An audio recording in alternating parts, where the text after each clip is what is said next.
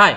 మనము ఒకవేళ entire రోని lookup చేయాలనుకుంటే, మనం ఎక్స్‌లుకప్‌తోని ఎలా చేయాలో చూద్దామండి. మనకిప్పుడు ఇక్కడ నంబర్ ఏసింది, ఇక్కడ ఆ రో మొత్తం రావాలనమాట. ఓకేనా? ఈ ఐడీ ఏస్తే ఆ రో మొత్తం రావాలి. అలా అన్నప్పుడు మనం ఎక్స్‌లుకప్ యూజ్ చేసి, ఎక్స్‌లుకప్ ఓపెన్ బ్రాకెట్స్ ఒక్కొక్క దానికి వేయకుండా జస్ట్ లుకప్ వాల్యూ వచ్చేసి ఈ లుకప్ వాల్యూ ఇదండి, కామా లుకప్ అరే వచ్చేసి లుకప్ అరే ఈ ఐడీస్ కదా! ఐడీస్, కామా రిటర్న్ అరే వచ్చేసి మనకి టోటల్‌గా రావాలండి. టోటల్ ఎంటైర్ ఏదైతే దానికి సంబంధించిన మొత్తం రావాలి కాబట్టి ఎంటైర్ రో సెలెక్ట్ చేసుకున్నాను. ఓకేనా?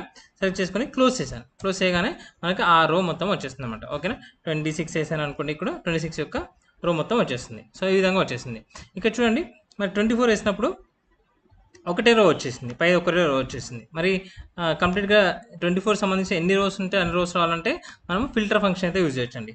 ఇక్కడ చూడండి, filter function, filter open brackets అరే వచ్చేసి టోటల్ సెలెక్ట్ చేసుకోండి.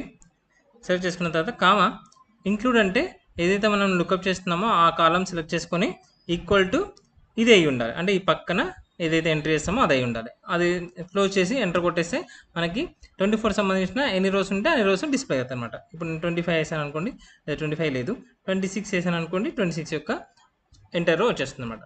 Thank you.